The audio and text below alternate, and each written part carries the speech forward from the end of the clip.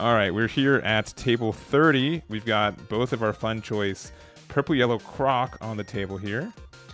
Yeah, happy to see someone's at least giving it a try here. Yeah, and Mythok did take top 16 on our previous tournament 2 weeks ago with maybe not the same deck with the same leader. So I like we both like it. It does some cool stuff, but unfortunately, it's got arguably its worst matchup across the table. Yeah, it's not gonna be easy. Yeah, so we got Mythok on the purple yellow Croc, Lakers Croc, the other Crocodile, and then we have Katakuri on this other side by Rosalio Cruz.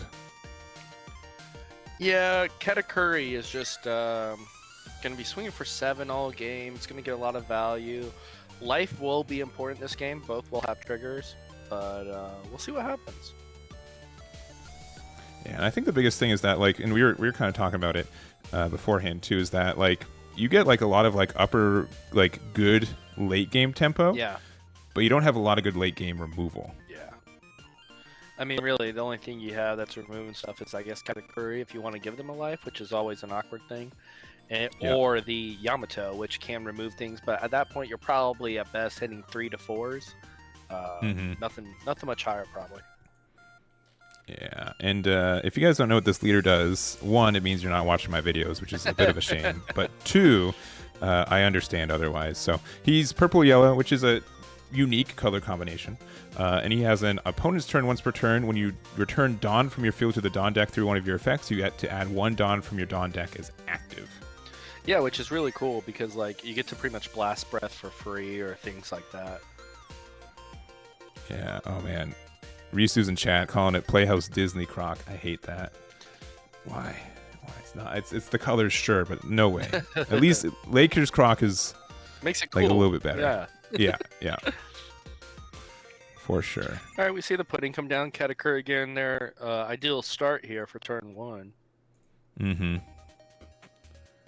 Yeah, and I'm not sure who won the dice roll. It looks like perhaps Mythok did, and they decided to go second. I usually like going first, though, with Purple Yellow Croc, which is part of the allure for me. Yeah, ideally, I think what you want to do is you want to go first, play Nico Robin on your 5 mana turn, and steal the Dawn advantage back. So you get the pros of going first. You also, with Nico Robin, get that card that you missed out by them going second, and you get that Dawn. So you get everything back, but you still get the first wing. So I really think that's the advantage to Croc, if anything. Yeah, but it looks like just 5 with leader, which probably means a pair of Sparrows coming down and taking the card, no trigger out of life. And we just saw them grab this Pero with the pudding, so yeah, super ideal start so far for Katakuri. Everything's moving along correctly. Let's see. So we do have the Sanji out, though, so being able to draw a card is quite nice. Very good. And looks like Mythok agrees. And I like that they're playing 5. that card too, by the way. That's definitely a choice point. You don't have to play that card in this deck, I feel like. But I like it because it gives you something to do in the early game, which this deck can feel like it doesn't have anything to do sometimes. Ooh, but Sanji hitting into another Sanji. Gets rid of a Thunderbolt for it, it looks like. Which I think is a fair trade. I don't think Thunderbolt's going to hit too much on this board. So takes another life. Taken 2 early. Okay. Trying to see what triggers are at play. And I believe which was just played was the card that makes it to where something cannot attack next turn. Correct. I think it's Gold Week. Let me see. Yeah. Miss Gold Week or Marianne. Yeah, you get to use the effect. It's kind of like a mini beige, specifically for this archetype, which is nice. I'm going to guess it's saying that Pero Sparrow can't attack. Yeah, that would be my assumption as well. I don't know. Did you notice those Dawn sleeves over there? I did. So here's my story. Oh, we're adding some light. I'm curious to see what's going on here. Maybe he's reading the card. Maybe he's reading the card. Perhaps. Okay. Oh yeah. So just reading the card effect outright. Yeah. So I met Mythok. So I was coincidentally in Dallas in July, and I went to like the little pop-up store that's out there. The one yeah, which card I think. store? Yeah. So I was just, it wasn't like a big thing. I was just there, and I don't. It's a cool store. It's not worth traveling specifically from Arizona to Dallas for. I was in the area, but he had like one of those like, oh my gosh, you're the Eggman, and so we were playing, and those are the Dawn sleeves I was using, and so I gave them to him for good luck. So. Yeah, he was like, "Oh, those are really cool," and he gave me some sleeves too. So we did a trade there, and yeah, really nice guy. Very cool. Looks like he's swinging 4 with that pudding into Sanji. Good use of that pudding there, just to give it some value and take a 2K out of hand from a pudding swing. That feels really good. I don't think saving the Sanji was the best move there. I would probably hold on to that 2K. Well, it depends. Do you think they're going to attack with their blocker Sanji? Because then that 2K can get you out of 2 attacks kind of thing? I guess, but we see the leader here taking out that Sanji. So I guess you saved a life, essentially, because the Sparrow cannot swing. No. And we got another, because we don't know for sure, but we're pretty sure the pudding the Ms. Goldweek targeted the Sparrow, so it couldn't attack last turn. And we'll go from there. See a Katakuri being grabbed here off the pudding. So already building up the late game for Katakuri here. Oh, and another pudding. Why not? Let's just use all 3. Why not? Let's make sure we really find the cards we want. And okay, Randolph. Okay. Which is a solid vanilla. No. Agreed, but no like 2Ks or defensive cards added. We added Katakuri, we added Sparrow, we added Randolph, but we don't know if 10 drops in play. I'm going to assume at this point if those are the cards we're grabbing, it is, but yeah. Attacking the pudding here. Pudding will go, yep. Yeah, which feels bad when there's 2 other puddings on the board, but that's what it is. And we're going to be at 6 Dawn, so we could miss all Sunday if we have it in hand. That looks like the play. So draw a card, add a Dawn. The card feels very good on tempo. It does, and even like late game in your hand, it feels kind of bad, but late game in your life, oh man, that card feels amazing. Yeah. And another super good alt art for that card too. Very good. I wish I had. Yeah, with the, her doing all the arms, it's really cool. Yeah. No, so I was originally planned to play in the Play TCG regional last week, and then when I found out that they weren't doing a stream, and so part of the reason I did it myself is because they're just like, we got, if you're doing it, it has to be like your own volition, right? It wasn't even right. But if I did end up playing, I was probably going to play Lakers Croc, and I was thinking about just getting like a bunch of I don't own any Lakers stuff, but like Los Angeles is next door, so. Sure. From Arizona, and I was gonna ham it up, but ended up not. Okay. What do you think's was this color trap? Yeah. I believe it's -1 to give 1K to something, and you also get to rest a 4 cost or lower. The only thing I wish about this card is I wish it was activate main counter. I don't think it would be busted. But I think it would be a better card for the deck. I could see that. Even if it, I don't know, because it gets +1K only during this battle, right? Too, which is kind of whatever. Maybe the wording was just not right to get it. It's an odd card, as along with the there's a card. It's like this isn't your only sin or something, where it makes your leader like a 6K for the entire turn. I think that's an interesting card choice as well. Yeah, I've some people, seen some people swear by it and say, oh, it's the best card for the deck. Like you definitely should. But this is a little bit of the issue that I see with Purple Yellow Croc is that if there's a bunch of weenies on the board, you can kind of clear them easily. But Katakuri is really good at playing stuff on tempo that's kind of obnoxious to deal with. Yeah, I mean, when we were looking at this Katakuri's player's board here, we can already see there's a Sanji, there's a Pero, there's a Randolph. Like these are things that are going to swing without needing Dawn. And I like the Sanji being aggressive here. I like not holding that up as a blocker at this point. It might have gotten colors trapped, but I otherwise still agree. Even because the colors trap got the rest on it. Yeah, I believe it did get colors trap. Yeah, yeah. But I like being aggressive with the Sanji. Because essentially, if they choose to swing into the Sanji, it blocked anyway. It's a pseudo blocker in a way. Yeah.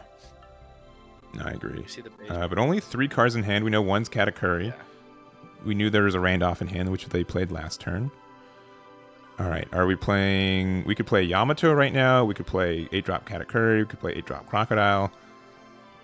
A good amount of cards that we could play. But 5 is a little suspicious. Okay. And they do have the alt art. That's cute.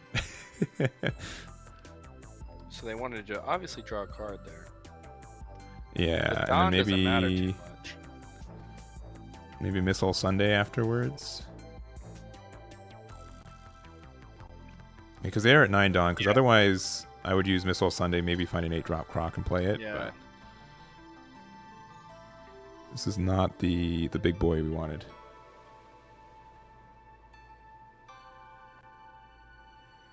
All right. A Brule. Yeah, that's really unfortunate. Yeah. Paying for Brule never feels good. No.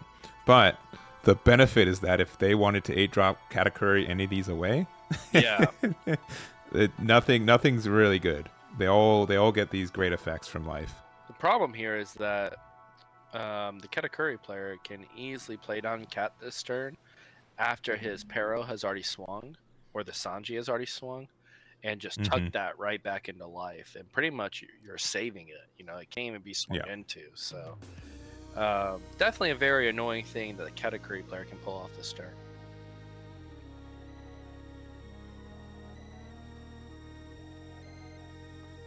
And we see that Pero already go into the Croc and get another card out of the Croc player's hand.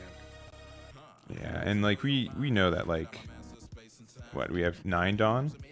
Yeah. Yeah, so 8-drop Croc's probably, or 8-drop Kata is probably coming down. We see a 7k swing here into life, yeah. And Colors Trap is the trigger. I don't know what the trigger does. Does it just gain a Dawn? Wrong button. Yeah, just gain a Dawn, which... and they're looking at if they want to put it at the top or bottom. Oh, okay. Yeah, putting it at the bottom. I believe it's supposed to stay face up, though, isn't it? No, only with 8-drop Katakuri. I thought for the online rules, it was like you have to keep it up or something. That actually might be true. I'm not... Offhand, I don't know if that's true or not. I just know you reveal to both players. And we see what happened to the... Brule was blocking, I guess. Not attack. Okay. So we're going to see Sanji swing here, which I think I would do for sure. Understand... I would love to see attack with Sanji and then 8-drop Katakuri to put it to the bottom. Yeah. All right. He gets to just pretty much gets to use Blast Breath for free. Mm-hmm. And now swing with the Katakuri. I mean the Sanji and play Katakuri. Yep. So there's the Sanji swing, and let's see if he drops that Katakuri. Yep, and he will. So he gets to really just keep his board intact here. Gets to put that at the bottom of the life, so you're getting no headway. You know that's going to be sitting there. Really good spot for the Katakuri player, for sure. Definitely. Yeah, that just feels like the best. I mean, both decks can do that play, but it feels just so good to not only heal one, but know that you'll get immediately value from the card that you healed. Correct. The only 5-drop you can attack into is Espira, which is going to get you value back at 2.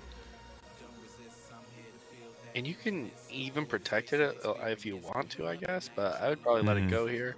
Oh, swinging into life. We're going into life. Okay. Definitely that's fair. Definitely taking maybe 1 or 2 here. Knowing you have that Sanji trigger is very big.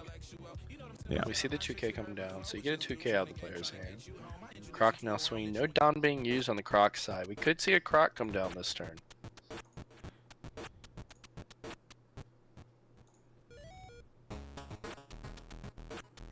Yeah, something for 8. Yeah.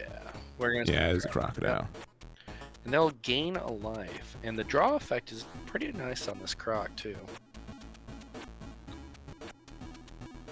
Yeah, the cycle in a like it would be super busted if it was like actually a +1, right? But since you run so many like expensive cards or like hard to get out of your hand cards. Being able to get that additional cycle, and if you're tapped out, you can use the Dawn back. Like, all of that's very good. Yeah, and the draw effect really is just make a Dawn active, which is really, really cool. Yeah. So we see Randolph swing first here at board. So the Miss Sundays are about to leave the board here. And I think that's fine. But no 10 drop yet, unless unless it's time. No Dawn's been used, right? No, he's paying 9 right now. For Yamato. Oh, for Yamato. Okay. Interesting. Yeah, so it's 5 life between the two of them, so yeah. But not seeing a 10 drop means that Croc, I think, has a shot. Yeah, the board, they need to do something about this board, though. So we'll put one Dawn back, make it active. Technically, he could have done a non-active Dawn and would have 3 active instead of 2. Yeah. However, I'm sure it doesn't play into this turn, and that's why he didn't bother. Agreed.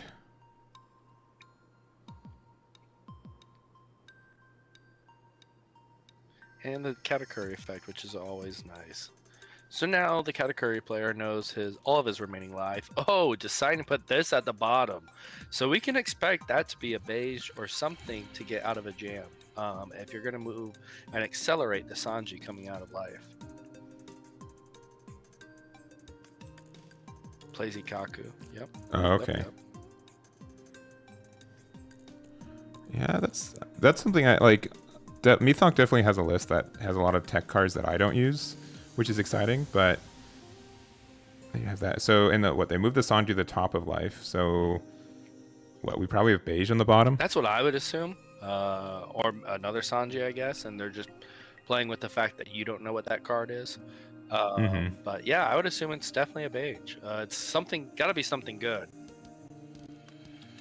Let's see. Yeah, I'm talking to our judge. Yeah, so the Katakuri card doesn't stay revealed from the leader effect. So if you, yeah. So they're playing it correctly. And we see the 2K come out of hand for that swing. And Croc can swing into something meaningful here. Yeah, because it is a 9K. Could take out the vanilla if it wanted to, yeah. Yeah, I think that's a case. fine move there. I don't know that you really want to bring the Sanji out right now and potentially afford a bad crackback here. Yeah. But and we're putting on top. Interesting. Nimberly into life is not a bad move. Because you still gain the blocker, but you gain a life at the same time, so. Yeah. The only weird thing about this matchup, too, is that I could put like a Missile Sunday to the top of my life, and then with their leader effect, they'll send it to the bottom, right? Sure. They'll be like, oh, we can't have that hang out here.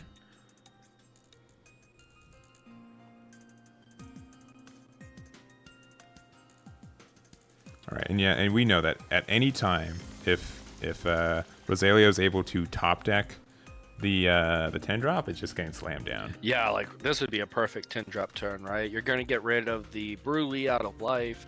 You're going to gain a life. You're going to establish that 10-12 vanilla statted body. But hey, we don't see it. An 11K swing probably into the Croc. Pays 1 Dawn to use the Croc effect, making the Dawn active and drawing a card just as to discard a card from hand. Now with 2 Dawn active, a lot more events come into play as well, so he could potentially really save this Croc here. The problem is there's still a Katakuri on board that can swing into it with a very healthy amount. Let's it go. Okay. Yeah. And we see the Sanji 2K was the discard for the draw effect, by the way. That's pretty telling of what could be in his hand. Yeah, this I don't know if you like this as much, and this is where I think like some people might not like the new decks and stuff, but like this grind of like, okay, who gets out value? Where I really do like when like the game comes down to this kind of play style. Yeah, and that's what I meant earlier when I said like Croc has a similar play style to Queen. It's a very grindy deck. Yeah. And we see the blocker come back into life. From life to the board here. Katakuri taking a 7K swing. Will the blocker be used? We will see. All right, they're just moving it around. Yeah. Why not? And I think we know the bottom life is what, again, Colors Trap, but we don't know the top life because, yeah. He knows he can swing in this Katakuri for free, pretty much. Yeah. You don't even have to invest it on if you have like an arrow or something, but it looks like 9. And we will block it. Yeah. Yeah, this is a bad spot for Croc. 2 cards in hand. It's gonna be tough. They're gonna definitely have to try to either clear a board in an aggressive fashion or make a push, but there's really no rush card, so you're kind of in a bad spot, especially knowing what that 1 life is, right? You know you don't have like a fail safe in life or the chance. Yeah, and technically, I'm not going to fix it, but technically that Sanji should be unrevealed at this point because Katakuri looks at it and then unlooks at it. I think the Katakuri... Oh, okay. I thought... The leader effect. Yeah. So once Katakuri moves it, it goes face down. Okay. Yeah, because I think it specifically says, like, you know, look at it and then... Place it face down. It might. That's a weird edge case for sure. Because it says it moves it, but it doesn't say to unreveal it, I guess. I don't know if that's... Not that I don't trust our judge, but... That's probably just like an FAQ. Alright. That is not 8 or 9. No. We're already seeing some Don math taking place, so it looks like we'll be going for board here. We're talking about the fact that 8-drop Katakuri put the Sanji in life, and then afterwards Katakuri leader moved it from top of life to bottom of life. And so when the Katakuri leader moves it, should it stay revealed or should it be unrevealed?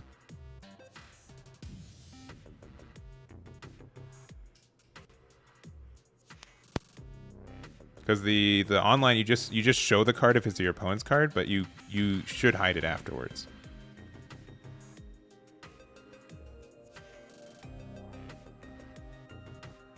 All right, looks like we're attacking 5. All right, 2K out, and then another crocodile. Yeah. So you have 2 life. And it is a grind, but again, like knowing that there's a blocker at the bottom there is good for you. And you're gonna have to hope that the cards in your hand in life are perfect to get out of this. And the problem is you already know the one at the bottom isn't. Yes, you do know that. And that's why, like, if Colors Trap was again activate main or counter, card would be good, so good. I think we're into the cat player just going to life here, right? I think that's fair. So we're going to use Crocodile's effect to -1 to draw 1, discard 1, and leader effect essentially brings it back. So untap 1, get a 4-drop Katakuri. Okay. Nothing good in life. Nothing good in there. Nope. Now he should attack with a Pero. Yep, because you know Colors Trap is the next card. Mm-hmm. And if you want a Dawn, you can ramp up if you wanted to, but yeah, this is going to be a 9K with leader. This is most likely game. Yeah, I think so too. Yeah. Oh yeah, there's the Yamatos. We had 2 of those Katakuris, and that is it. Yeah. Interesting that he plays the Rush Katakuri. Yeah, I get like why you want to, because like you usually are behind on life, and it's definitely like a going. Because being able to rearrange your life too is pretty strong when you have as many cards that trigger as you do. But again, it is kind of rough in hand as well. And we have Matthew on the top playing Newgate, and then on the other side we have Men on the green purple Doflamingo. How much playing of that? Oh, they've already started. They're off to the races. Yeah. We're seeing turn 1 now for the Doffy player. The Nami player, I wasn't able to see what the Whitebeard player grabbed off the Nami, but I'm sure we'll find out real soon. I am sure as well. All right, so Sugar, a good card to play down. The problem with playing the sugar this early, though, is Whitebeard can play something dumb like a chopper or another Nami, and really you don't get to rest anything meaningful. I would have rather seen that sugar come down next turn. Like, see, right now sugar has to tap. It's a mandatory effect. And I would have liked to seen that sugar tapping maybe a 4-drop Frankie or something like that. Yeah, I agree. Like the timing for that, especially like if you, I mean, unless you just have like another one in hand, if nothing better to do. But yeah, late game when Whitebeard's trying to play a new card, and especially if there's so many rush cards for win sometimes. Yeah. It's hard for them to play around sugar at sometimes. Yeah, I mean, sugar is definitely one of those cards that you have to think before you like make certain plays. You definitely have to play around it. And we see the Sanji. And very nice. Yeah, and also thank you, chat. They grabbed guard point off the previous Nami. Okay. Yeah. There's the 2-drop Sanji. I always feel like whenever I try to use 2-drop Sanji aggressively and play it early, it's the wrong time. But whenever my opponent does, it just gets them so much value. Yeah, I'm a big proponent of playing down that card in Whitebeard. I'd like to accelerate the game as much as I can and try to control it to my tempo and speed, and that Sanji really allows you to do just that. Yeah, but we're at 4 Dawns, so you know what that means for Doffy. It is Nami. Okay, grabbing the event here. Oh, the Union Armada. Okay, so normally that card is a little bit better when it's a secret that it exists. Yeah. But a +1 is still a +1. I gotta imagine it was the only choice off of that Nami. Especially this early. Because Doffy's not really worried about the first 2 swings ever. You kind of take those. Maybe you get lucky and you get the Thunder Bagua trigger or something of that nature.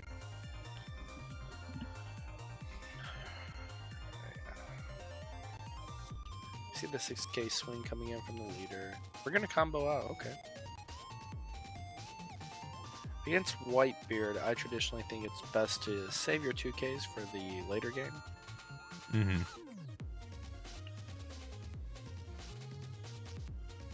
Deciding to use Sanji effect, taking life, going down to 3, and swinging 7K at leader. Now, will they use Union? So Union, unfortunately, only buffs film-type characters and leaders. Ah, okay. So it can only be used on characters. Interesting. In this deck? Yes. In this deck, yeah. And I guess technically the only leader that's a film type, I think, is Z and Shanks. Shanks, yeah.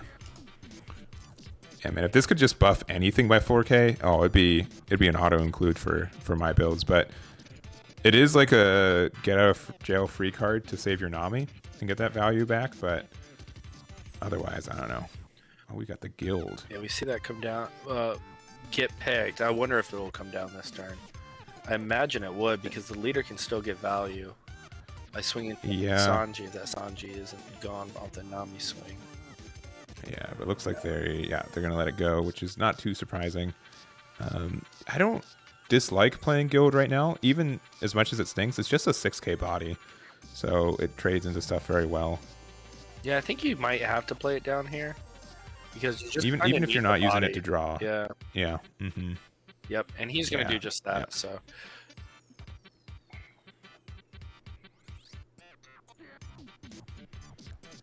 And we didn't really mention it, but Don Quixote do Flamingo is very strong for the fact that it gets 2 Dawn back as long as it's not attached to anything at the end of the turn. Which means that you get to all those 2-cost events that other decks would like to play, but they have a hard time leaving 2 open. He gets it for free, which is really nice. It's a very cool leader. As we saw with this set, we got some interesting new leaders that can do some really cool things. Almost to your point earlier too, like it's just grindier. It's a grindier game. Yeah. All right. Yeah. So they're going to use the Union on the Nami. Just kind of forcing it out early, which makes sense. Not really committing a lot into the Nami attack either. Yeah. But now it just can't be KO'd at all this turn, which is very strong. And like you said, I mean, we just see that card used exactly in the way you demonstrated it earlier. So sometimes protecting that Nami is just the play. I mean, that Nami's going to get reoccurring value all game. Yeah. But he can't punk, right? Because he already used. No, you can't. Yeah, you already used the 2 for the Union. Yeah. Is he trying to take back the Union? I don't know. Wait, no. Here, give me 1 second. Let me jump in there. I'm going to be muted for a second. Don't remind me to.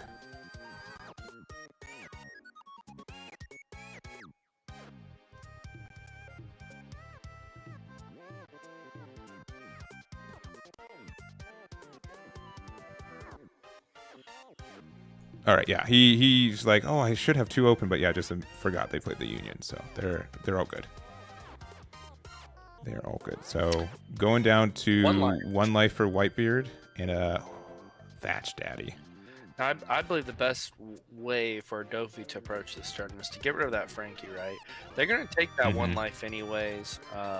You always got to put them on having the 9 because they often won't.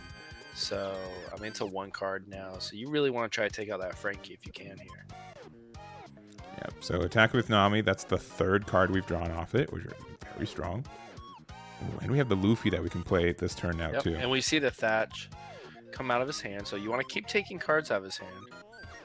Oh, but we're going to... Luffy this turn. Okay. Yeah, I don't know if I agree with that. We get the Frankie out. So that's a success there. Okay, oh, we're playing the Queen. He wanted to play that. He wanted to draw some cards. Yeah. But we're not. No, actually, we just want to establish a blocker. Interesting. Yeah, because it's a condition. You have to pay the cost. Yeah, if you don't he doesn't want pay to pay the cost because he can't play Doffy next turn. Correct. I think that's fine. Yeah, I mean, he was able to utilize his leader this turn, get rid of that Frankie, and establish a blocker. And we still know the threat of Film Luffy is in hand. So, yeah, I think that was a perfectly fine turn right there. And we know that Punk Gibson's in hand, not on purpose, but we do. Not on purpose. So but then we can trade into that chopper really easily. And not only that, once you get to 10 Dawn, that Guild Tessera will really start getting some value. Yeah, and my guess is that they want to keep on the even curve because they want to threaten 10-drop Doffy next turn. Right. As much as it would have been nice to get that 7-drop Luffy onto the board, I think as long as you got rid of the Frankie, you're feeling okay about it.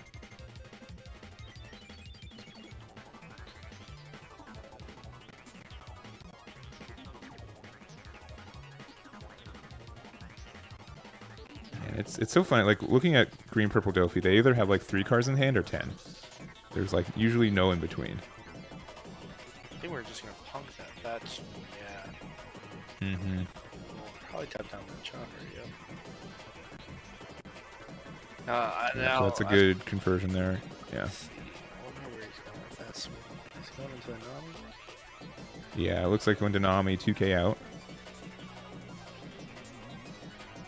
I'm assuming the Whitebeard player does not have Ace to play down this turn. Yeah, Ace would have been super strong. It's very important in this matchup. Yeah, I mean, seeing that we have the Nami 1-drop instead of Izo, that usually kind of tracks for that, but it looks like we're playing the Rush Luffy. Swing 7. Probably out the Nami as well. Probably see Queen and 2k out of this. Yeah, because Luffy's effect is 2 done. Oh, we're not losing the Queen, huh? I don't know if I'd want to do that. That seems a little... Wow. Okay. All right, yeah, that's sure. Yeah. If you want. Now you can rest everything that's meaningful on this board right now with a 10-drop Doffy. Thatch, Luffy, and Whitebeard can stay rested. And then we're going to see it come down. Yeah, and then we probably attack Nami into Chopper just to get the trade there. Yep. And since they're rested, I would even swing the Tessero into the Luffy.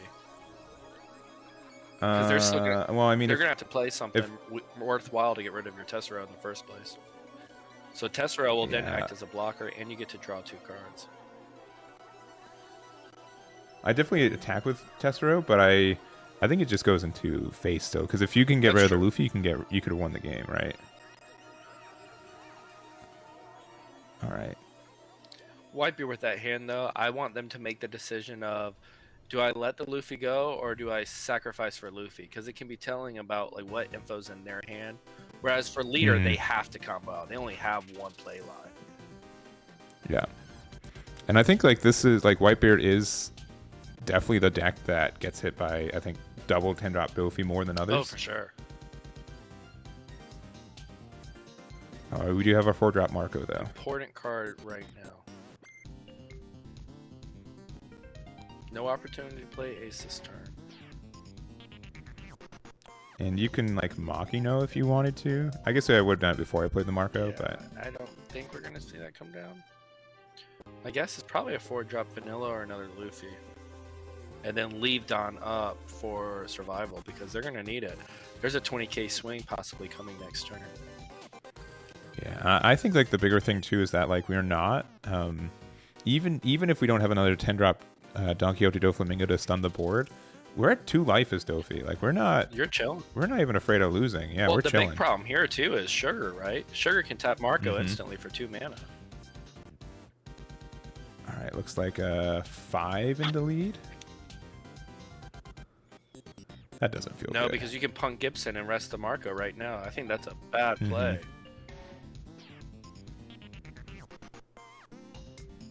If he has the punk, he's resting the Marco right now. Yep, and see, there goes. Yeah, sure is. You should have. That's why sequencing is so important in this game. Yeah, for sure, for sure. And that is, this is quite scary.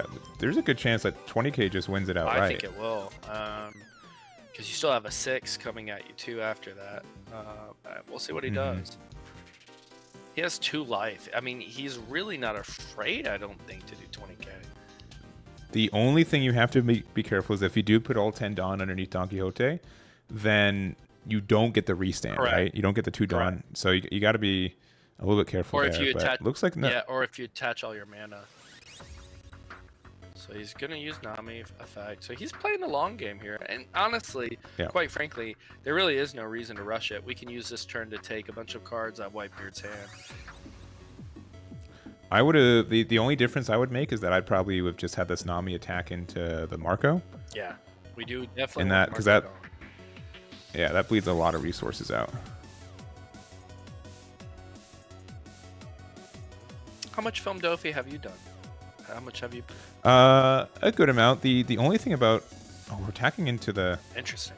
That's weird. Yeah. That's a little bit weird to me. But yeah, I've done quite a bit. The only thing about it is that I'm sure when people discover the deck in Japan, it was really exciting to build and make and optimize. But now it's kind of all right there, right? Yeah. And it's kind of linear in how the deck works and the plays you make.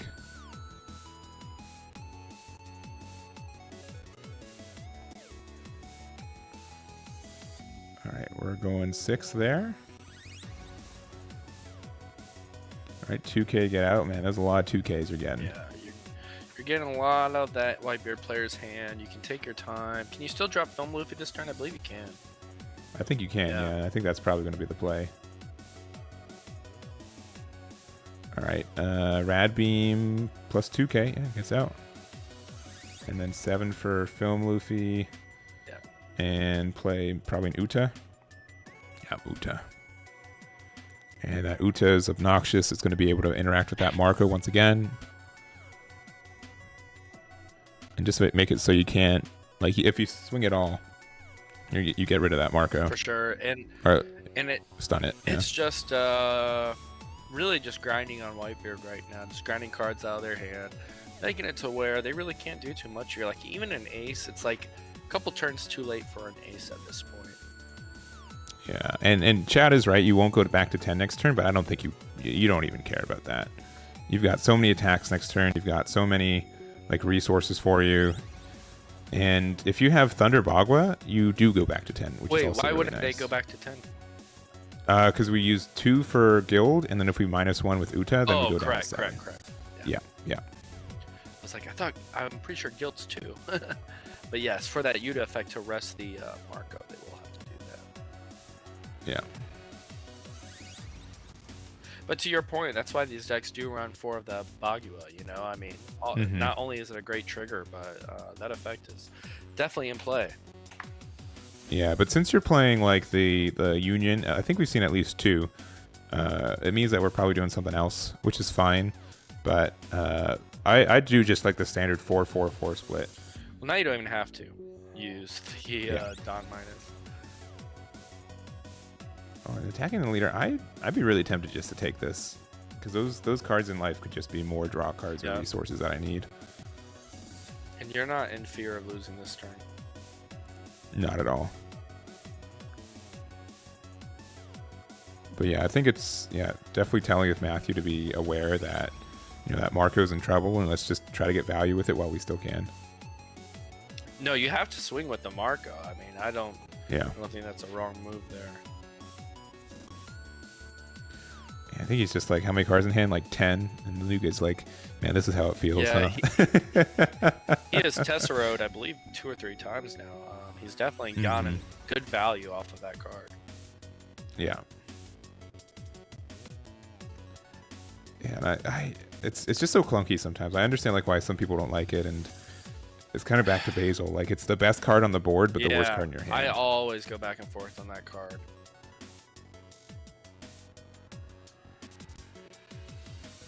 Yeah, because like on the flip side, being able to use Queen to, instantly get the cycle, it's 1 less cycle, and then you can use Thunder Bagua to recover the Dawn that you would have lost. But and Queen still has combo. But Nami finds the guild, and like there's just a lot of back and forth.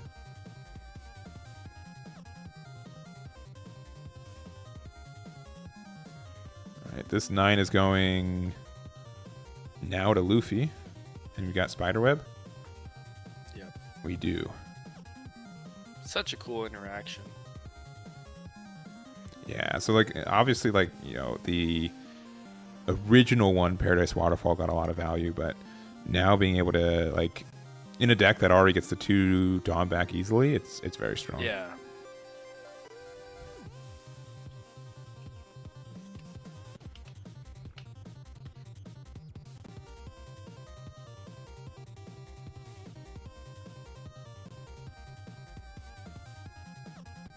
It's been a pretty good game to watch so far. Yeah, I don't want to jinx it, and it's always like Newgate will always look like it's losing, and then it will win. Yeah. Right? Like it will be losing until it wins. But this looks real tough, real tough for the Newgate right now.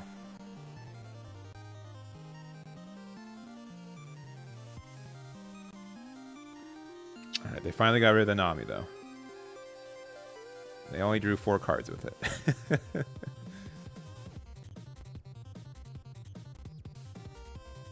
Yeah, and they're just valuing the Yuta more, but they could have got a free block off of the Luffy there. So I think they're fearful of an ace coming down or something, but then they would have to tap out for that anyways. So I don't know. You could have freely blocked that with Luffy. I don't know if you needed to take that one. Yeah, because I don't think they're gonna play ace, right?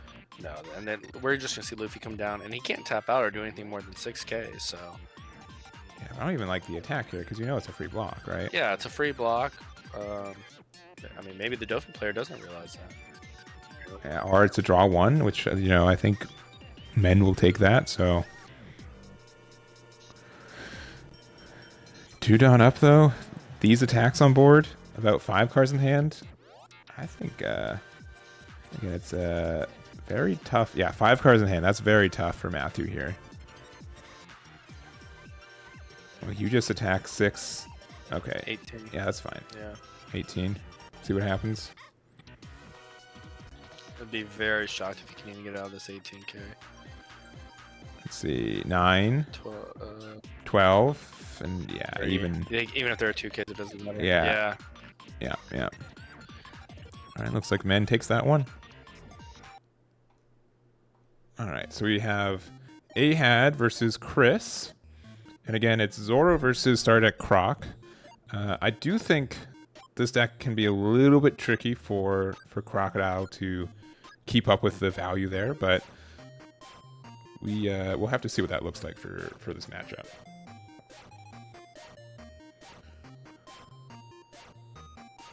We just end up getting paired into these all day, huh? I want to see Croc. Well, it has to fight Zoro. And I think the biggest issue is that like Sentomaru gets a lot of value in this deck from Crocodile, but you were just like one Fire Fist away from losing all that value immediately.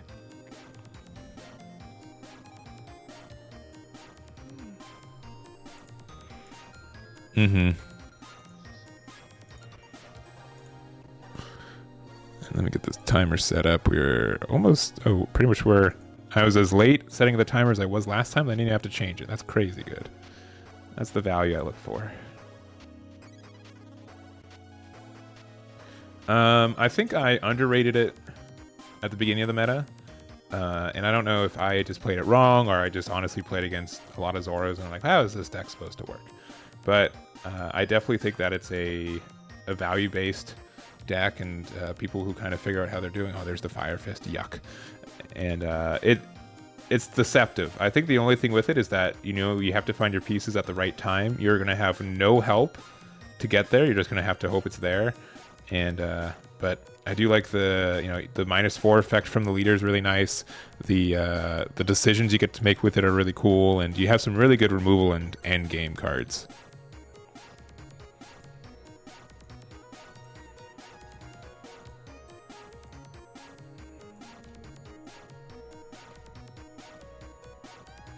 What's your thoughts?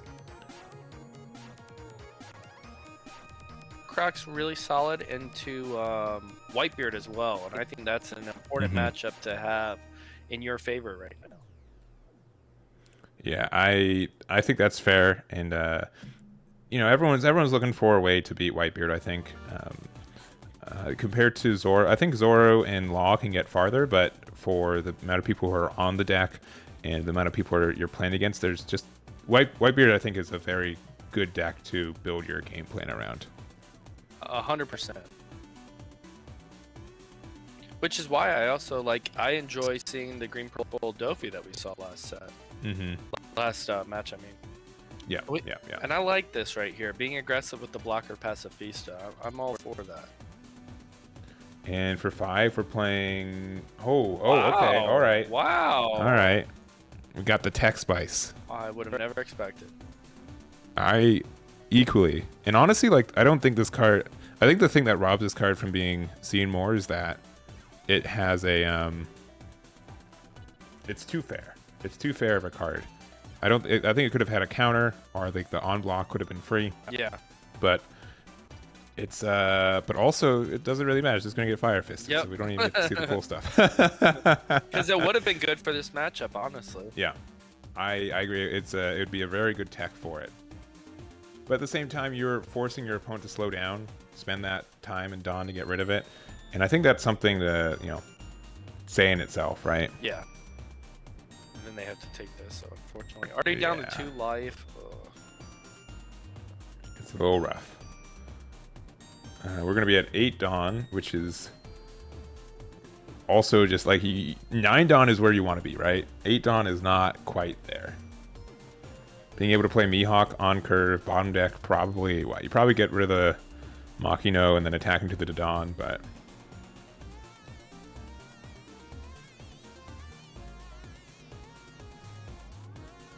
Alright, we got rid of the Dawn.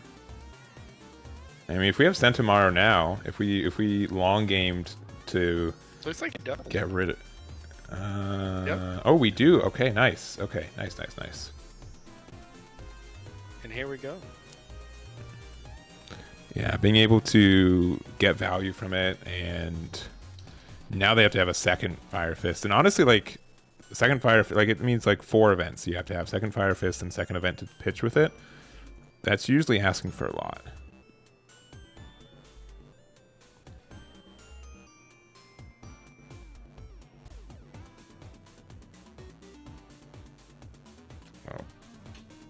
Okay, sorry, cards just dropped from that. That's fine. So we played the 6K Baron. If we have 2 Dawn open to Dragon Twister now, we're gonna start getting a lot of value here. Yeah, I believe they only have one Don though, right? Isn't that? It might be. So what? We played 3 for Pacifista, 3 for Effect 6, and then yeah, the one Don they put on their leader prevents them from doing that. You're right. All right, we see Zoro player doing Zoro things, grabbing the buggy here. Okay, Whitebeard Pirates.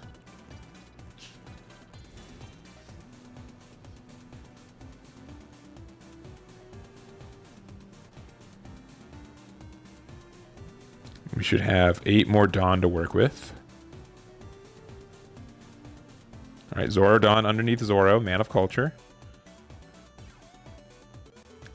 Right now, the only things that can swing on board are the Ortama and Makino. Yeah, which is not great. If you want a Makino, boost the Otama, it will be technically at 4K, so you don't have to actually invest that much. Yeah, I think that's okay. Oh, love the dice. Big fan of the dice. Oh boy, so this is 7K Otama? Yeah, 7K Otama. That feels bad. Yeah, just all right, 2K. A lot of pressure here. And if he has any more one drops like a Nami or something, just make the board, fill it out a little more. I think it's a rush. Oh, Fire no, second. Fist. Oh, ew. Okay, it only gets rid of 1 card, but it still feels really bad. Got rid of the Whitebeard Pirates for that. And going down to 1, no trigger, out of life. Man.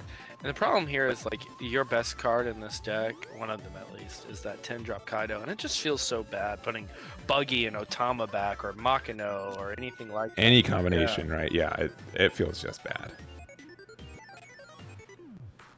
We see that. I mean, if you have 9-drop, okay, yeah, getting rid of the Makino. Oh, I don't know if you had to get rid of the Otama. I guess it makes sense, but oh, we got more Centimars though. Now don't even worry about Just playing that grindy game, right? Just trying to win board, trying to keep Zoro's hand small. 4 cards in Zoro player's hand. Yeah, surely they don't have the 3rd Fire Fist. Yeah, who knows what? We could even see just a pistol come down. We see the Pacifista come out, not the blocker version. We get the attacker, the 4/6. And we still have 4 mana to play with here, so. Yeah.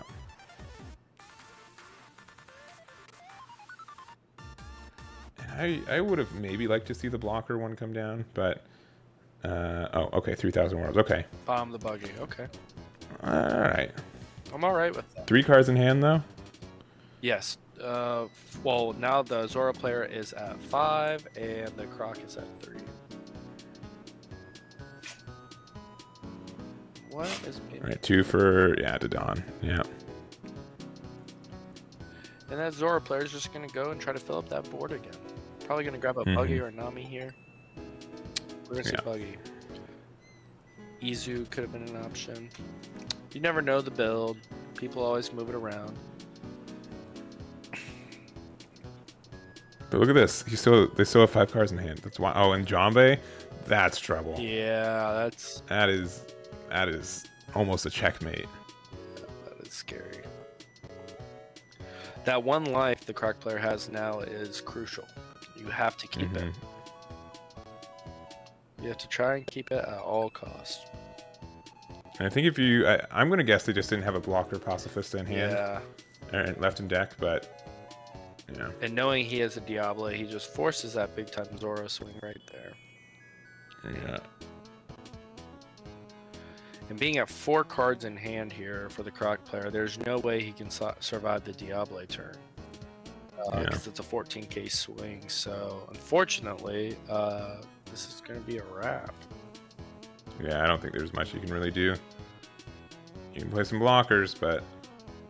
what is that? Soj King, is that what that is? Yeah. I think so, yeah. I guess you know what? If you get like Dragon Twister and enough 2Ks, you can maybe... Yeah, 2 Mihawks, you don't need that, for sure.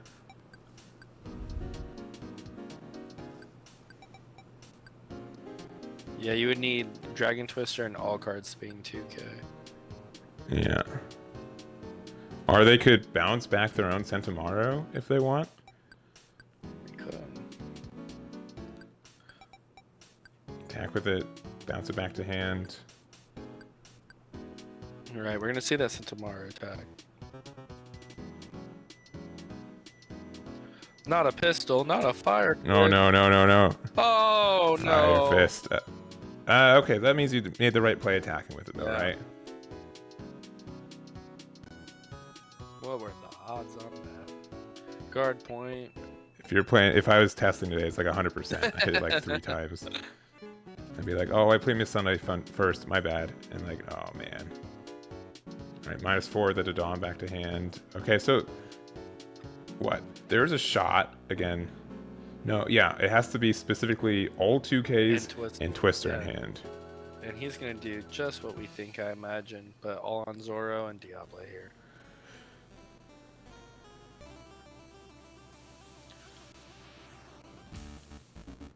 4, 5, 6, 7, 8. What's the 2? Oh, for 2 we're playing what? Oh, okay. That cements it. Yep. And we don't even have to play the Jabba Jamba because there's no blockers. They didn't play a blocker. Yep. Well, they didn't even have it. Yeah. So they had to takes it. Zoro GG. doing Zoro things. For sure. All right, so we have Law versus Ace. And honestly, I think one of the standout matchups for Ace if you're able to get your pieces out. Yeah, I mean, you have so much removal at your disposal, so that's really good. And also, Ace is just a really good card into Law in general because you can neg the Law blockers by 3k. So essentially, Law will like to use those blockers as a 6k leader and then just combo over them and eventually let one go maybe, or just use a Capone blocker or a Chopper at that point. So it's really nice to find that card in this matchup as well. Yeah, I mean, Ace is probably the most removal kind of baked into a leader outside of maybe, I guess, Sakazuki if you really want to count him like that. Yeah. But yeah, he's got a lot of good stuff going for him when it comes to getting rid of 1, 2s, and 3 costs. Yeah, I'm interested to see what this guy's build is. There's not really one way to do Ace right now. Once the restriction list came out, it really made it to where there's not a concrete list. Yeah, which is means one of two things. Yeah. It means either A, the deck is super open, there's a lot of ways to play it, or B, the deck is so mid, no one can decide the best way to play it. Yeah, unfortunately, it might fall into the latter, but it's a leader that really reads really well. There's a lot of fun there with that leader. And you rolled a straight 12, so hopefully you said high roll. Yeah.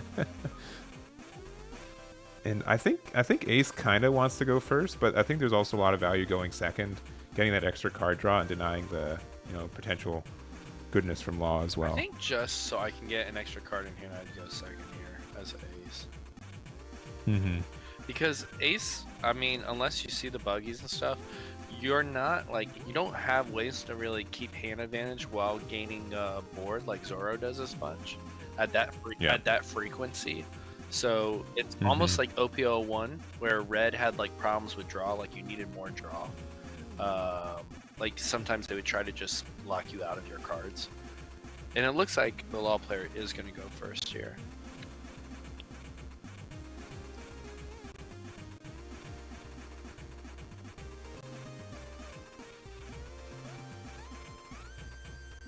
Wow, Law passing, no 1-drops, okay. Oh, okay. I mean, that's not too outrageous. And there is maybe the plan of everything I play is going to get removed early game. Sure. So let's just vomit it all on the board in one go, and then I get to guarantee I get my leader effect, right? Right, and he could be sitting on an Otama or a Makino, something not worth losing right now. A Nami is different because he could get the search and profit a card and get knowledge and stuff. But if he's sitting on Otama or Makino, you're not playing that down right now. Yeah. And so one of the other kind of nice things about Ace is that Unlike a lot of other decks, he very rarely has no counter in hand. It's very, very tricky since you get to like use the events out of your hand for free for 1k, but also the potential to use them offensively too is very unique. For sure, and we saw the ace player grab Fire Fist already, so we know that card will be coming. Yeah. So now I mean, again, always works better when the card is secret, but now the law will be at least knowing they have to play around it, and we'll see what their kind of decision is to try to do that. And then we saw there one of my favorite cards, Crossfire, which is an exceptional card in this matchup. It really ruins the restand turn. Yeah, it does. It really does. And we see the law player go 5k here at life. Ace will probably end up taking this just to get a card. Mm-hmm. Yeah.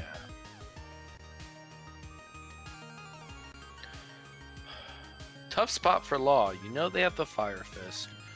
You're at 3 mana. Okay, you're just gonna rush him down.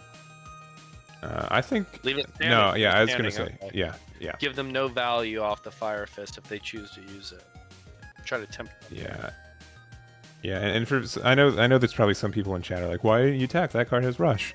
The reason that you get the value from this card is that one, you want the cards out of your life. Law is very good at taking the first couple cards in life and then defending afterwards with that card advantage. Right. But then also, like, just so making it so that if they want to attack with something, it has to go into leader, makes a big difference. For sure. And right now, Law needs these cards too, because it's going to have to do, like what you said, pretty much board vomit, you know?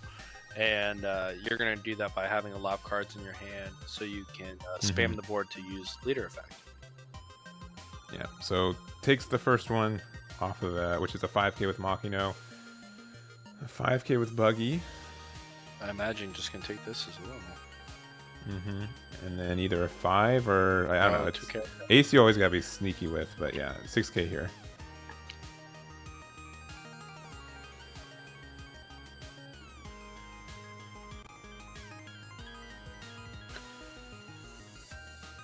I think you're okay to take this life.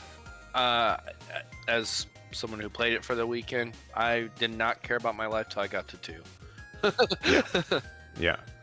I mean, those Sanjis aren't going to be super helpful here, but at the same time, I just would want the card right now. That's the thing. Yeah. No, that's definitely. I'm definitely a greedy player like that. And in Dragon Ball, which is also getting the Fusion World reboot, it's kind of the same thing where you start with 8 life in that game, so you're like, oh yeah, give me those cards. I want to draw, and it makes that's like I think my favorite thing about a lot of these games is that, like in Pokemon, you're winning, and then if you're winning, you get more cards, right? Yeah. And that gets pretty overwhelming pretty quickly at times. Meanwhile, it's really unfortunate. You get yes. And also, the other thing is that Buggy is unremovable right now. Oh, Buggy is such a troublesome card for Law. It can only be removed by weird things like Nami, Chopper, Capone. There are not great cards to go into it. Luffy can get it, right. But who wants to waste a Luffy swing on Buggy? All right, so we're just hard dropping the Law for 5. We could play Zoro again and attack with it. You could to remove the Izo, but I don't know that you need to. I don't know this guy's hand, so let's see what he does here. Also, Biff in chat, yeah, winning and getting more cards. What are we, Whitebeard? Yeah.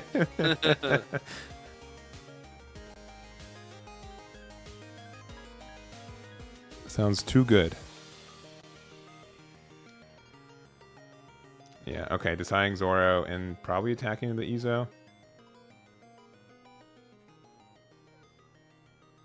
No, I would respect the Izo and try to get rid of it if I was Antonio, to be honest. I also see someone in chat saying how they love that the Enel character is weak to Luffy in play. One of my favorite things about One Piece is how well they correlated the game to the show. Like what Garrett, yes, 100%. I really, really love that in the design. Yeah. I mean, obviously, I think Trafalgar Law is like the pinnacle of that, and Whitebeard, I guess. But being able to, you know, swap places with stuff and all that. It's most Bandai card games that I play, or most of their decks and stuff. They don't make it generic. They make it try to match like a theme or an archetype, and it's really, really fun and cool. All right, yeah, there's gonna be Crossfire and then Fire Fist. We're moving their whole board. Yeah.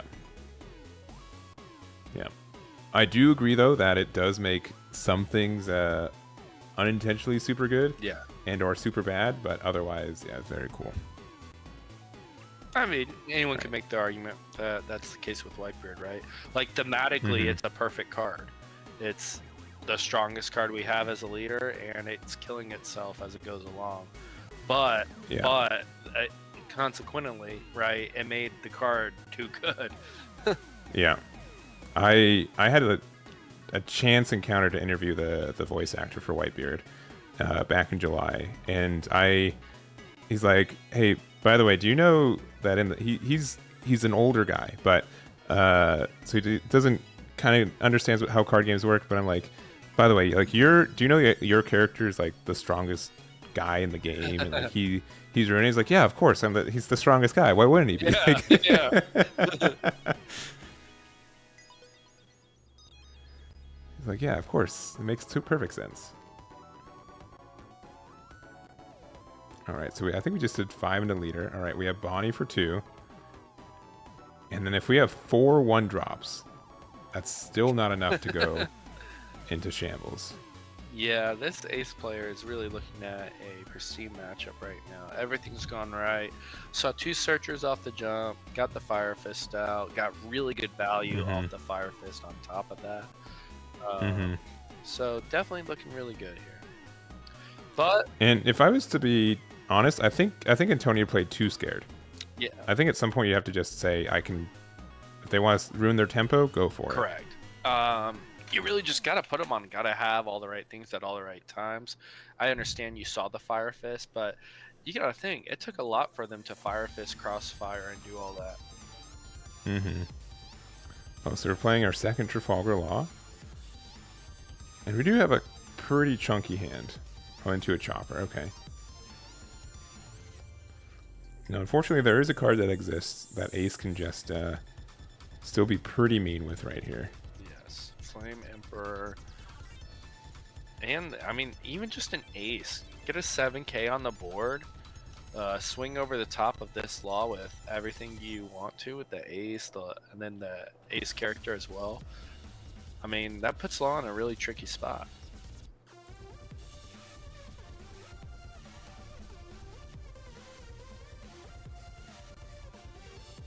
We very well could be looking at this Ace in a future round. I mean, again, this is the matchup for them, but yeah, it's in a really, really good spot.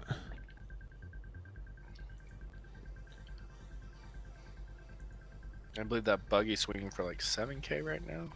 I can't tell how much Don is on it. Yeah, unsure as well. All right, 5 with lead.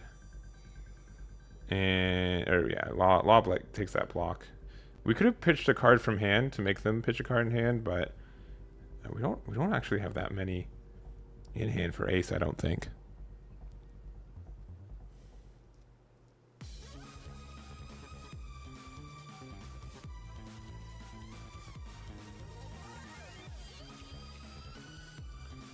Alright, looks like Law has about maybe 6 or 7 cards in hand, so and I think only 2 to the Ace player.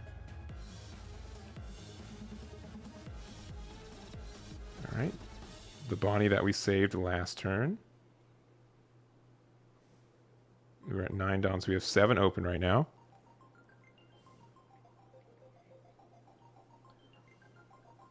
Hopefully this is not a whiff. This would be the worst time. Okay, perfect.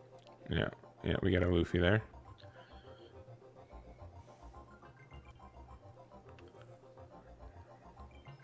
Which is good if we get to our effect, which we need to play 3 cards for 5 Dawn. That's not too Yeah, difficult. very doable, very doable.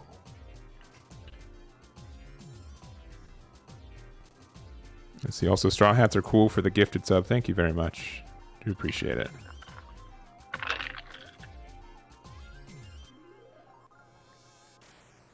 All right, we're attacking with 5. I'd probably be pretty tempted to take it, to be honest.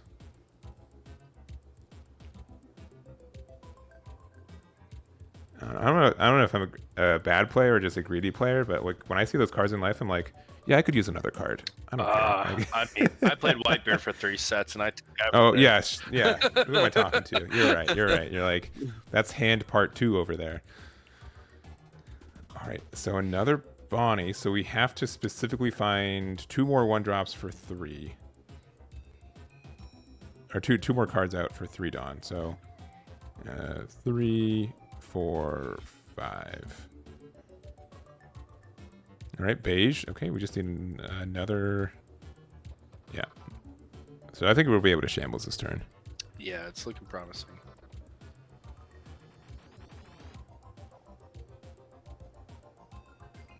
You just need. They got what is that? 4 down up, I believe. No, 5. I believe we have 5. Yeah. Yeah. They should definitely be able to do this. There's the beige. Yeah, we added to hand, and then okay, Otama for. I don't know. Doesn't matter. Whatever. Yeah. And then we know we have Luffy in hand, so probably for 2 we put one of the Bonnies back into hand to play the Luffy that we added earlier. Yeah, and I'll be interested to see what he does with this Luffy. He can't get rid of the annoying buggy that's just getting free swings every turn. Oh, he's gonna play no long. No, never mind. Okay, yeah. So yeah, that's still pretty good. If he has the Zoro, that'd be nice. He could just get another swing in this turn, or he might play down another blocker. We don't know his hand.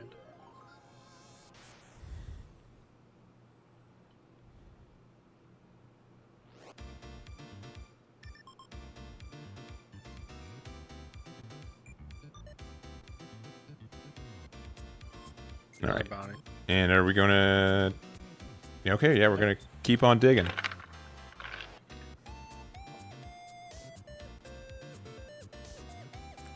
Yeah, but that just means like this buggy and Izo is gonna get some free attacks into Bonnies, which are nice. For sure, and it's getting to the point too where since you have another law on board, you get aggressive with your first law. Mm-hmm. Like, are you taking a card out of his hand this turn with it? Are you gonna take another life? Or are you just gonna leave it up as a block? Like, see, I would try to be aggressive. I think I could have been aggressive. Yeah, I would have tried to be aggressive there. Like, I understand the ace could come down this turn, but if they swing into it, it's gonna block anyways, and you're leaving it up to block or to eventually attack. So you might as well attack right there. Yeah, I think that would have been. Again, like these are like these micro decisions that law players get, and in the moment you don't recognize that that's maybe one of the things that lost you the game. You get to the end of the game like, oh, I lost by 1 card, and you have to look through the entire game where could I have saved a card. Correct, and the ace would have came down, so that law that would have swung definitely would have died. But fire fist. Oh, ace fire fist. It died anyway, so you might as well have swung with it. Oh, that is so mean though. Like you look at those cards, you're like, okay, this could happen, but that's asking for a lot. Man, when it happens though, you feel so good. Now Izo swinging into Bonnie. Yeah, and I think you just gotta let these go, unfortunately too. And Buggy's gonna do the same. Oh, I think that was a GG play right there. Honestly, I thought that ace was coming back, or Law was coming back. That kind of ruins the whole thing. Yeah, I thought Law played himself into this game, but that was a big turn. Yeah, and then 7K ace.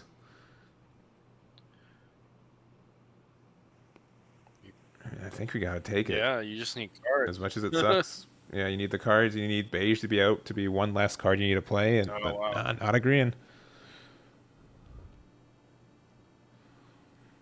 Man, what a perfect game for this ace player, though. Mm-hmm. Yeah, good thing we're recording it too, because otherwise they're just like, no, trust me. I had everything. Oh, it looks like table 1 and 2 just finished as well. Let me see if they reported on their win. Because table 1 had Katakuri versus Queen. Katakuri took it. Table 2 had Zoro versus Katakuri, and Zoro took it. So, all right. I got Zoro in my top 4 so far. Let's see. Are the laws out of it? This one not included. Who's the other one? Table 4 has a law player, so still hope for my pick. I'm not calling this one done yet, but it is. If there was a deck to come back from this, it would be law. It would be, but this is just this is a toughie. Mm-hmm.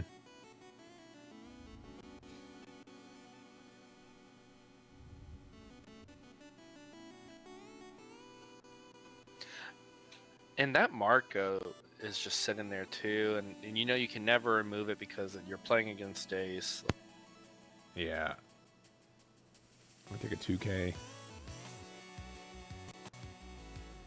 Yeah. Again, I would have liked to not block with beige. Yeah, it really limits your lines here. Because you're not getting to 5. Plus, you probably needed the card, to be honest. Mm-hmm. All right. We're just playing Luffy out. And there's no blockers around anyways. Otama, okay, -2 to maybe... Ace, I would guess. Ace, I guess? Sure. And then, so it's... Ace is now a 5K, Luffy's a 6K. And... yeah, sure.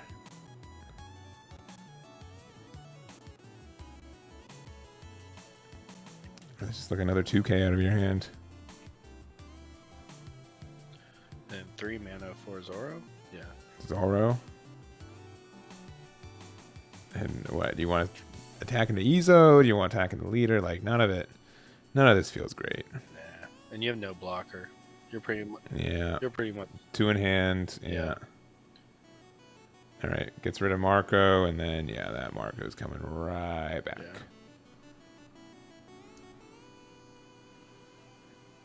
Yeah. Okay. You have a lot of attacks, 2 in hand. I think we just go 7 with Marco, see what happens, and then everything on leader. If you wanted to, you could even start with the buggy. I mean... definitely, okay, yeah. 6Ks, yeah, that's gay. Yeah, never mind. Yeah. That is GG. Yeah. All right.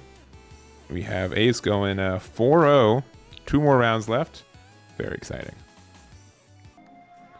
All right. Yeah, round number 5. Yeah, and personally, I'm interested in seeing this match because I actually believe it's favored for Katakuri. I can believe that a little bit, but sometimes Zoro sees the curve. And yeah, I mean, if they do that, that's just them hitting their ceiling, right? Yeah. Also, real quick, thank you for the raid, Mr. Voodoo. Hope you had a good stream, and thank you very much. I do appreciate it. Listen, if I believed in the purple yellow crocodile, promise. But if I wanted to put real money on it, which I don't, there's no real money, promise. But Zoro does pretty good at my tournaments more times than not. It's pretty good. All right, and we got our, let me get these names for you. So we have Ahad on the top here, who we saw earlier, again on Zoro. I think they played against Crocodile, which I think most of us agree is a pretty solid matchup for the Zoro player.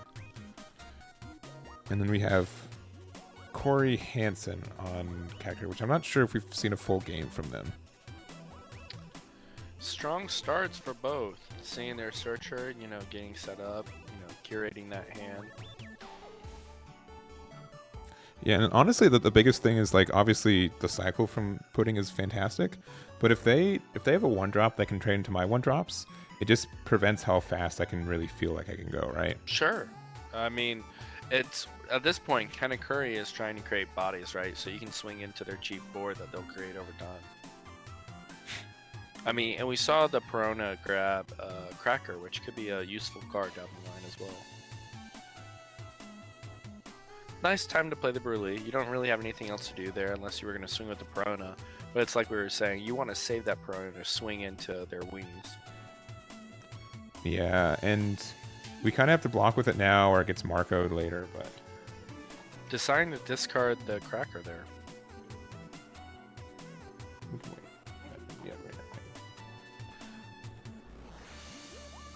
Sorry, it's since I've been streaming since what we're entering hour 8, so it's kind of food time a little bit again. Understandable. Just a smidge. We see another Ezo come down, and Whitebeard Pirates is in hand now, and there's that Marco. So we know it's blocking time, and they missed that opportunity. So. Unless they put 2 on, yeah, I think that's, yeah. They definitely missed that opportunity now. Wow, what a start for Zoro. Oh my goodness. And getting a buggy too. Oh my goodness, it never ends. Well, this is why I look at Zoro, I'm like, this deck wins. Yeah.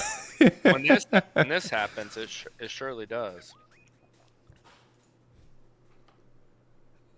Now we don't know. Katakuri's life could be busted. We can hope, right? That's true.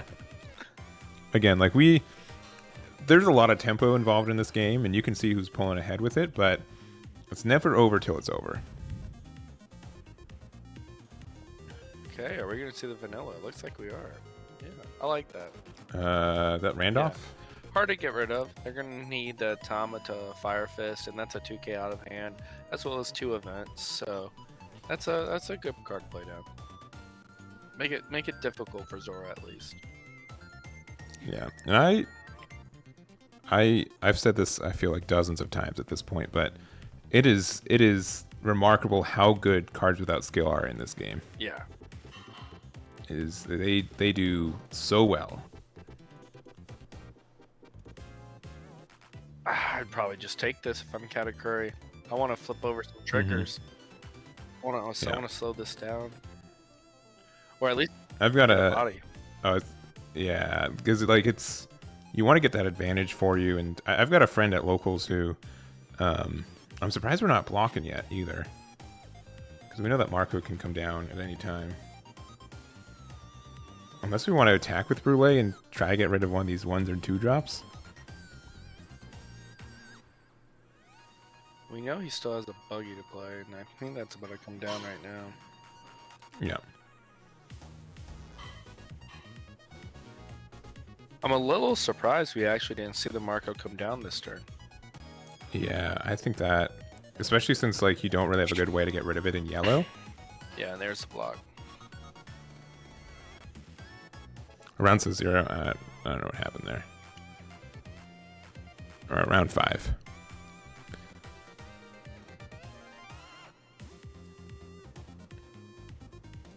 Alright, well we could get rid of probably 3 cards. We definitely want to prioritize getting rid of the buggy, because that can get popped by boosted by Mach, you know. And interestingly enough, Katakuri has not skilled this game. So all life is no knowledge. And there's the Big Mom. Is that what that was? Yeah, there's the 7 drop. Yeah. Oh, giving the life. Wow. Oh wow. That's rare. I would have probably snap taken it.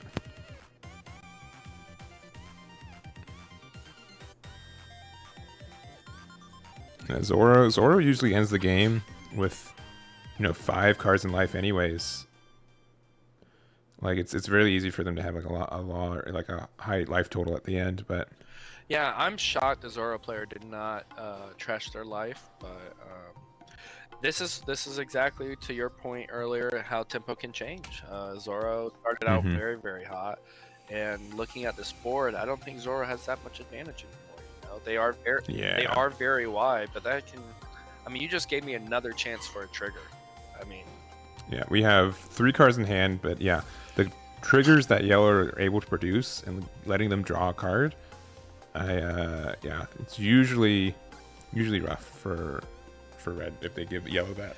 And here's my other issue I have is that Marco shift came out way sooner. Having that 6K on the 7K really on that board right now would be very impactful. Yeah, and then it just meant that they didn't have like the safety blanket for their Brule blocker. And we see a trigger right here. So is that a Pero? I think that's Sparrow. Yeah, discarding a Sparrow. All right, here's my hot take, if I'm allowed it. I am not enjoying playing 3-drop Sparrow right now. Really? Yeah, it is either like stuck in hand, or like my opponents won't get rid of it, or they'll bottom deck it, or like it just feels like more times out of 10, like my opponent won't attack into it, so I don't get the cycle that I need. And it's especially in like Newgate, the card sucks into Newgate. It's 100%. terrible, yeah. It is terrible into Newgate. Right. Drop a 2K for it. Then we see another attack.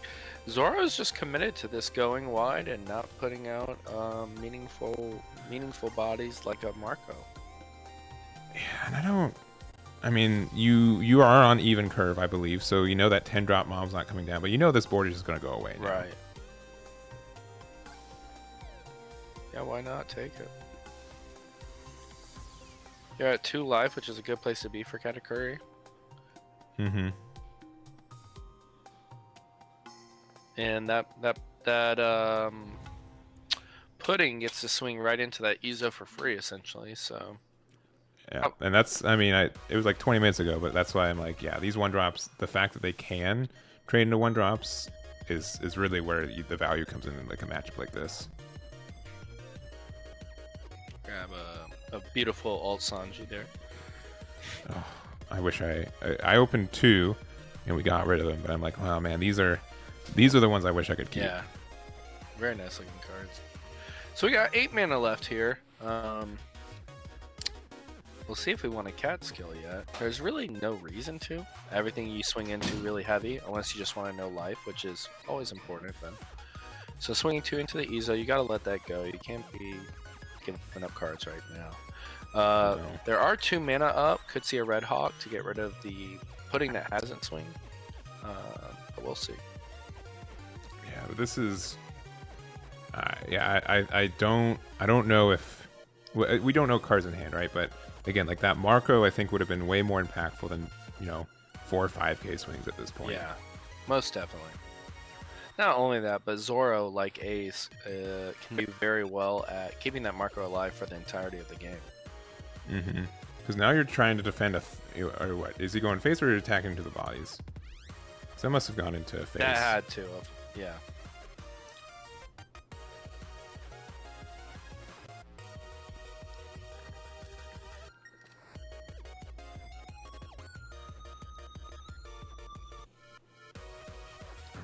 This is going to go 7. Look at the top card of your own life.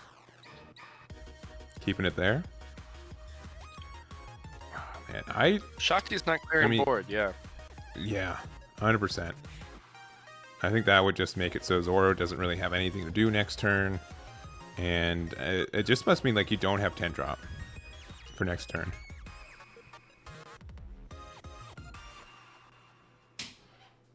All right, 2K, 1K.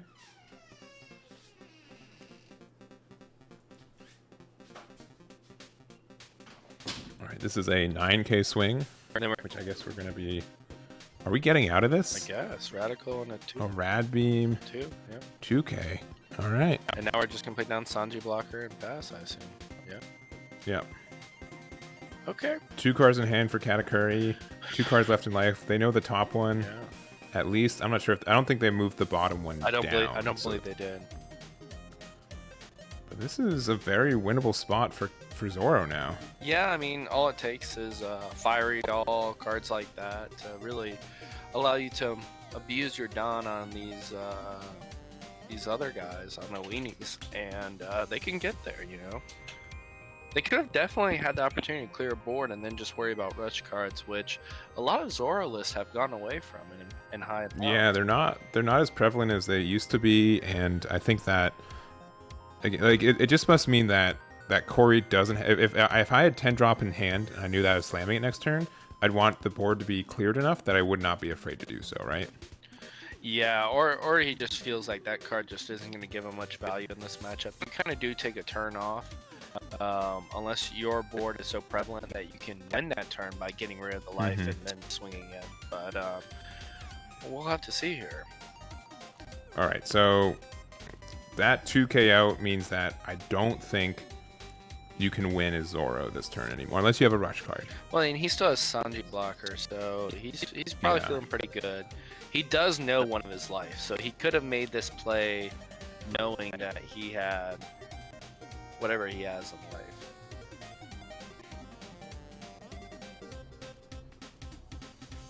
Yeah, and a good point from Chad as well. Imagine if instead of giving the life heal, you would have taken the damage. Both players would be at 1 life right now, which would have been way better for Zoro.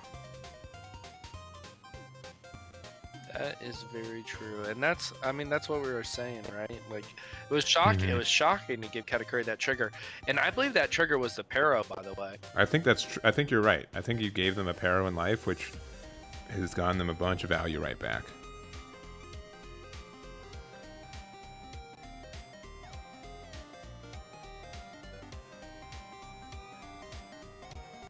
All right, we're counting, we're fiddling, we're thinking. It's time for some down math.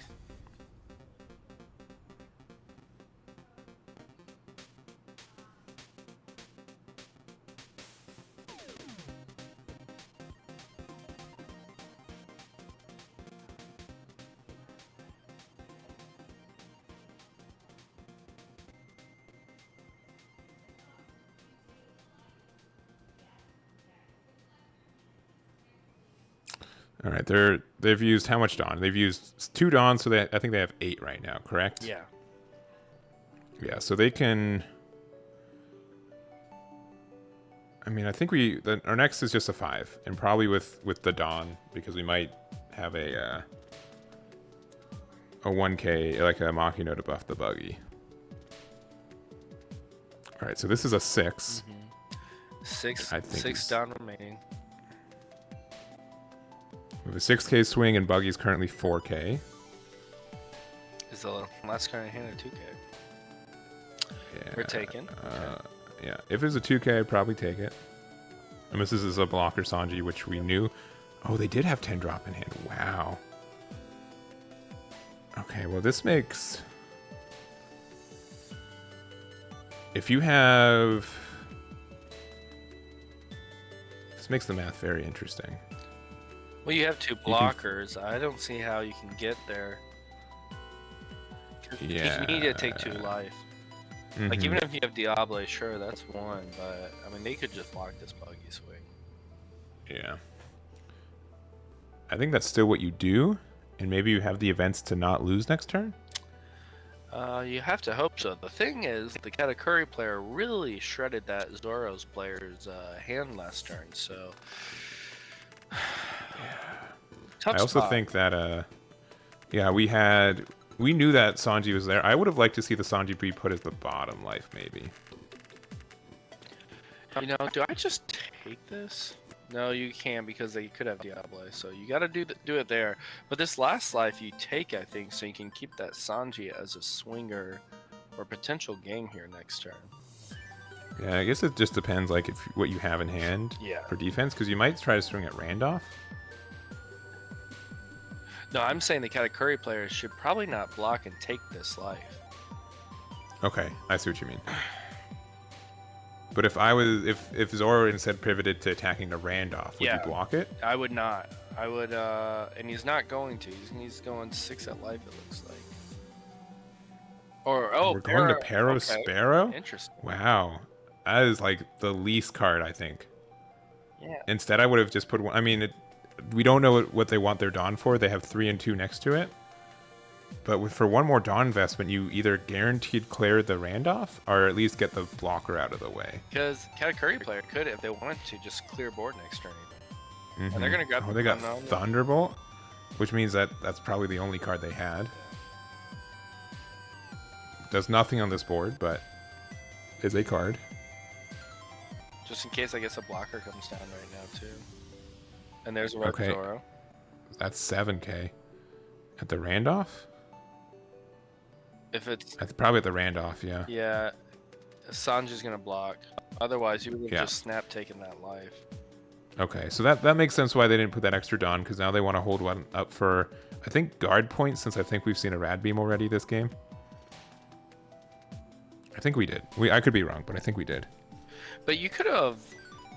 My only thing is, you could have cleared board last turn, and you would have had 2 blockers on board, and they would have only had 2 swings, and you would have been at 2 life. And you take 1 life, and you proc the Sanji anyways. So really, you have 1 attack left and 2 blockers out there. So I think the proper move still might have been clearing board last turn.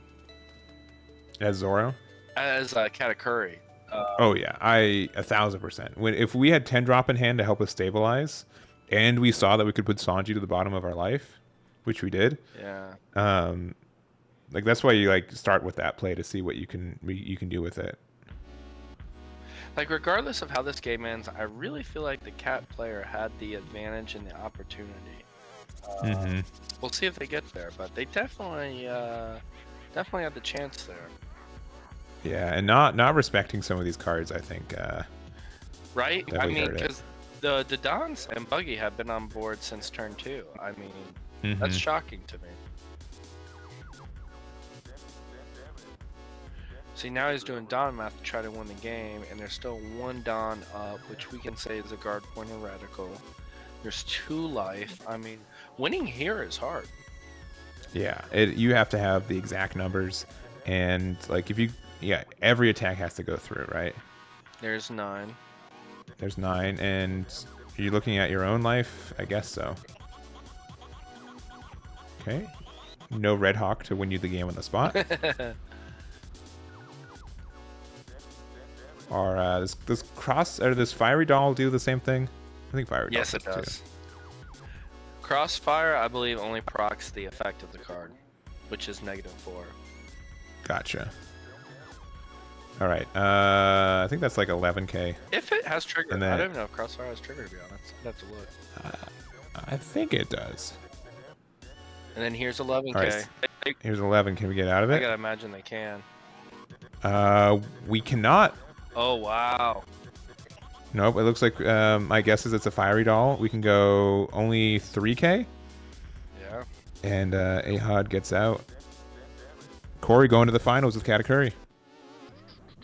All right, here are our finals. We have Corey versus Adrian, Katakuri versus Law. People in chat are voting on who they think is going to win. I think it's like 1-4 in Law's favor right now. Yeah, that's pretty accurate. You really need to see the right cards if you're Katakuri. And have the right life. I mean, 2 Thunderbolt in life can get the job done sometimes. That is fair. I don't think it's an impossible matchup, but it is very uphill, I'd say, for Katakuri.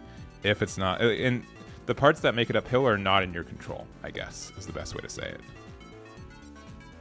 You have to just play the lines that you know work, and if you're rewarded for it, you're rewarded for it.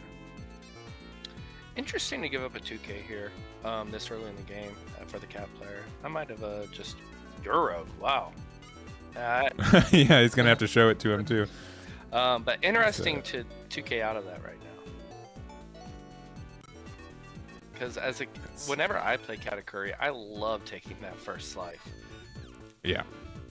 And maybe they're just trying to say, you know what? Let's increase the options that there's Thunderbolt right there for like a bigger payoff. But yeah, that Urouge is again quite the pick. It is a supernova though, so it counts. Yeah. It's important. But we see Cracker come down.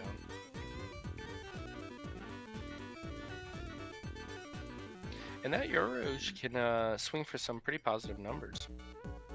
Yeah, it has a Dawn times 1 on both players a turn, so it becomes a 5K very easily.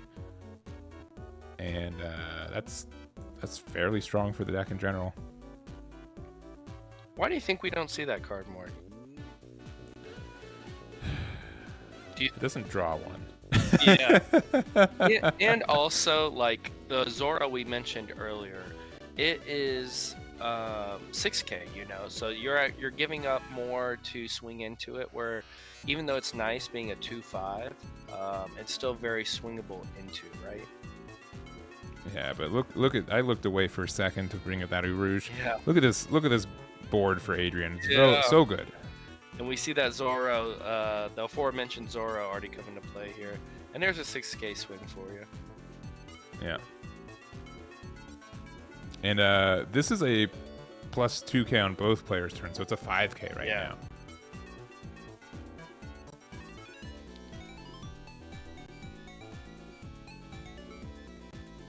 No trigger off of first life, unfortunately, for our Katakuri player. Excuse me. All right, so we have Cracker. Looks like we're going to use all our Dawn, because otherwise this could be a 7K attack. No, actually, no, we have more life. Never mind. Yeah. We still do, yeah. Are they trying to keep the Euros around? I imagine that's where this 5K is going. I think it's done its job, personally. Yeah, I would let it go. Wow, okay. Yeah, because now you lost a blocker and you lost it now. And I'd rather get that attack into life and draw a card. Because I think that's what makes the... Oh, they're keeping it around. Okay. Interesting. They're finding value. I mean, you don't need that Sanji anymore. Katakuri is really going to have to swing into your life here because you're putting so much pressure. Yeah, I think the biggest thing, though, is that... and I don't think we've seen any draw cards from this besides the Bonnie. Yeah. Which is going to come down now. Yep. But... I don't remember. I was going to say something. It's going to be really good, I promise. But it has escaped me. It has escaped me. Okay, yeah. The most frustrating thing about Law is that they can attack at you 3 times, and then they end their turn, and everything is active still. Yeah. And like that is where it feels unfair. Or when they have their searchers, they have like 8 cards in hand for the whole game, it feels like. Yeah, exactly. And we're gonna see that 5 come down. I'm assuming it's the Cracker. We're about to find out though. And we're gonna combo out with the 5/7. Nami ability onto the Euros for another 6K. Yeah. It's 6 into 5, and I think you just gotta take it, unfortunately. We're comboing out. I think. Okay. We really want to keep that Cracker around. I assume that's where these targets are going. Oh, they're going at life. Okay. And we're going to create value for Katakuri. But that, like, this is like... Yes, you have another Espira, and it's another card you can attack with. But you have to, like, essentially discard 2 cards to do that. And I just never... I feel like the cards in hand or the card economy just doesn't make sense for that play all the time. Yeah, it hurts more when you're giving up combo cards, like with counter. Here it was a 10-drop Big Mom, which I'm assuming that our Katakuri player is not seeing much value in at this rate. Yeah. The 10-drop is a big ask when you have a board this wide and you're, putting all your Don away. So we see the Cracker finally die. All right. Well, we've got 2 Espiras and a Katakuri, 3 life to 3 life, and I think we're gonna be able to pressure down this Luffy pretty good this turn. I mean, yeah, we have a great 6/8 vanilla. I mean, what a card for yellow to get this set. I mean, that was a really nice card.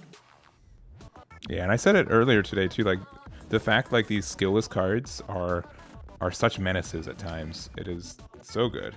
Which is weird, right? Because like. I feel like vanillas weren't that strong in other Bandai games. Yeah.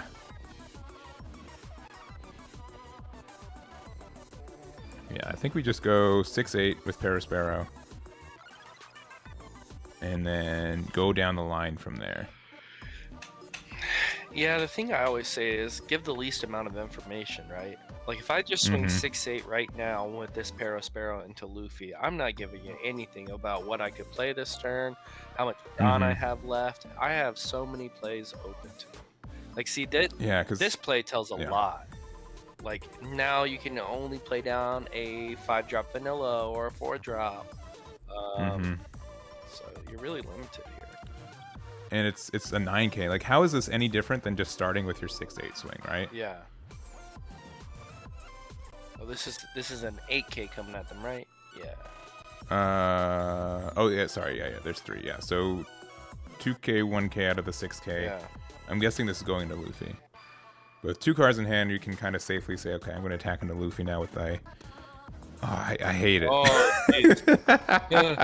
Just doing everything backwards from what we just said.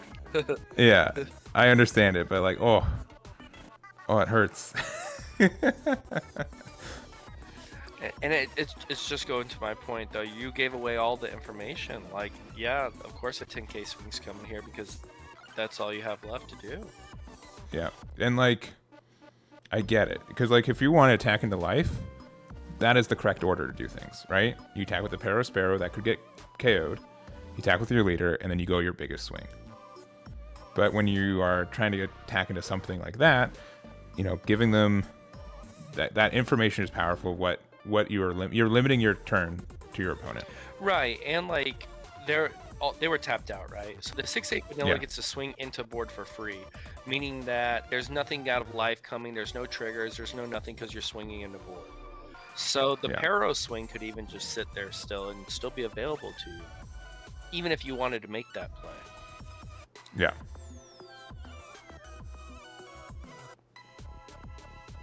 Another Bonnie. I love that grab there. I don't know what his other options were. It could have been his only, but I think right now where we've seen him have no searchers this game outside of the one Bonnie, if he can start creating some more card advantage, he can really get himself into a nice spot. Yeah, I mean, Bonnie, and then if this finds 5-drop Law, I think that's pretty much your victory from there. Yeah, he will be chilling if whiff. Oh, he found nothing. Oh, jeez. That is not 5-drop Law. And I'm gonna say it too. Like, imagine if you had one less card in life. Imagine that one card in hand was in hand right now. Yeah, where he comboed early. Mm-hmm. Or like he saved the Rouge, which, granted, it is doing stuff. Yeah, it is. But I don't know.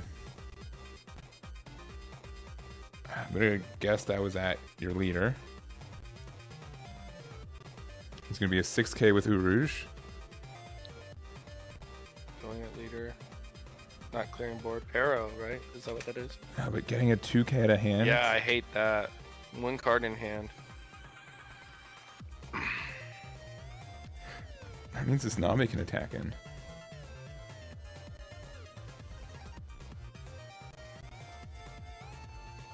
Almost. If you want to use your leader effect, you can almost attack in.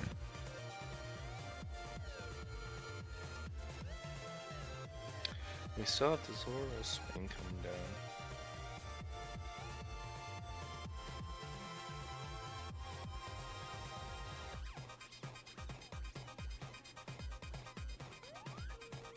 Alright.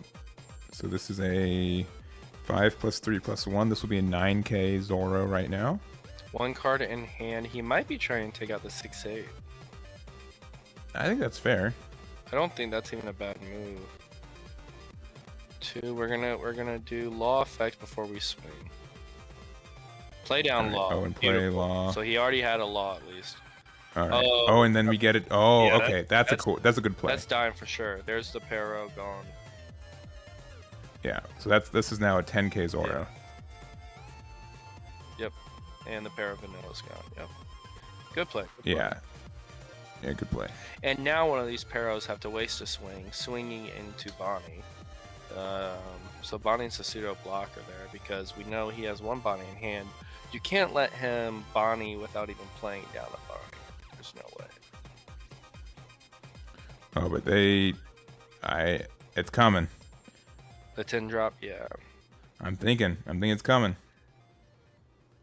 The 5's probably going into your Rogue first, or it's going to Bonnie. Let's see.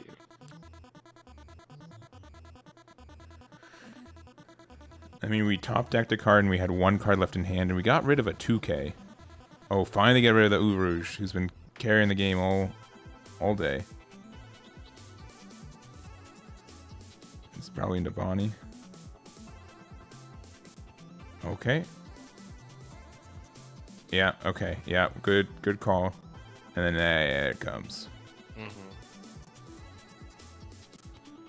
Nico Robin, is that what got tossed? You can't tell from here. Yes, I believe that's the Nico Robin.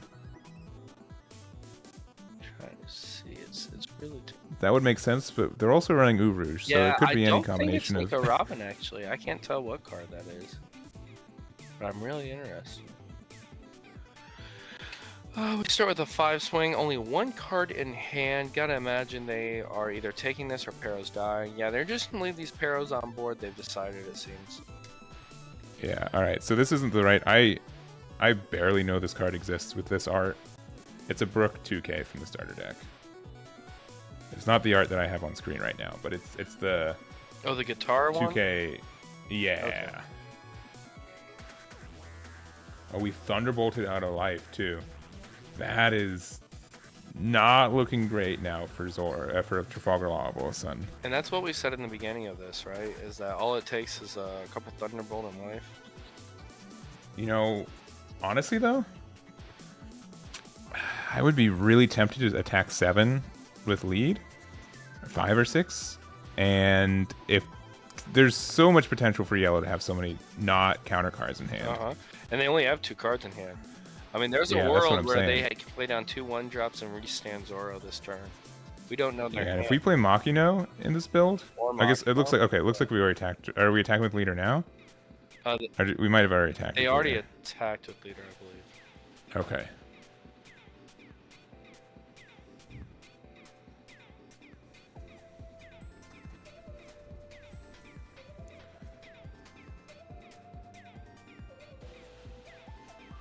Yeah, but we haven't seen any Dodons. We haven't seen any 1-drop Namis to look top 5. Only Bonnies, which is, I'd say, arguably the best of the 3, but you would like a couple more. This has also been an interesting law build and some tech choices that we've seen. So, I don't know what their ratios could be.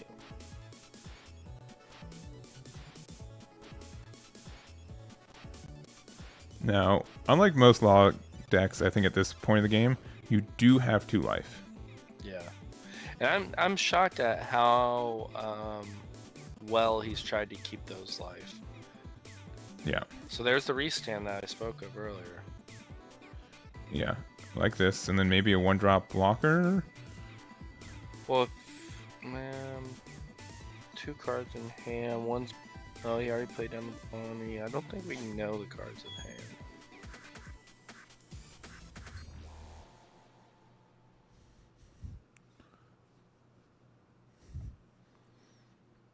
All right. Oh, we're going again.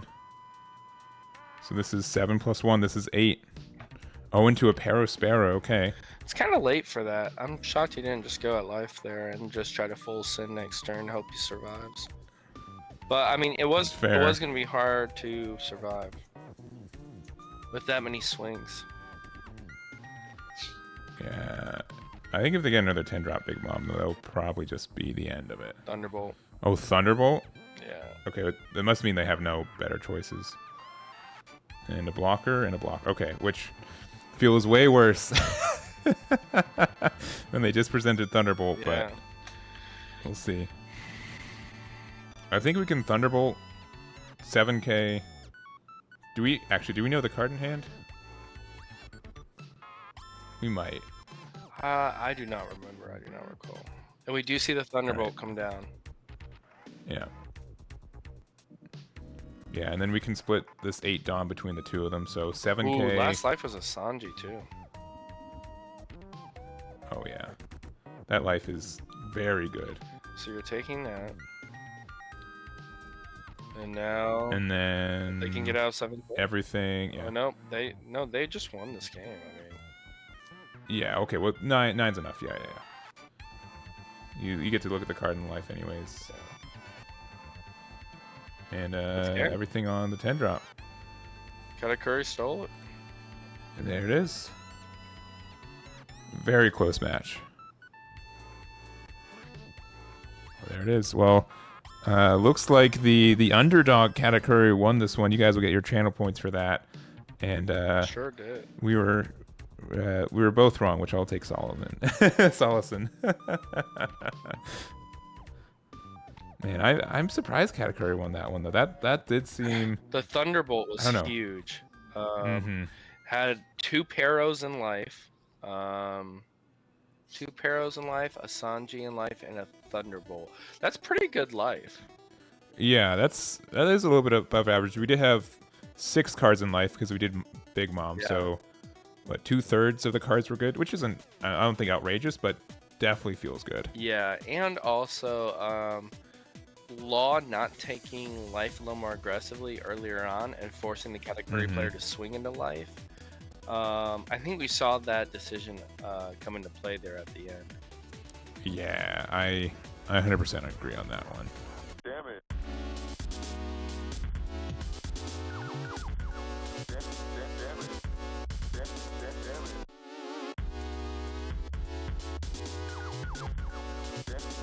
it.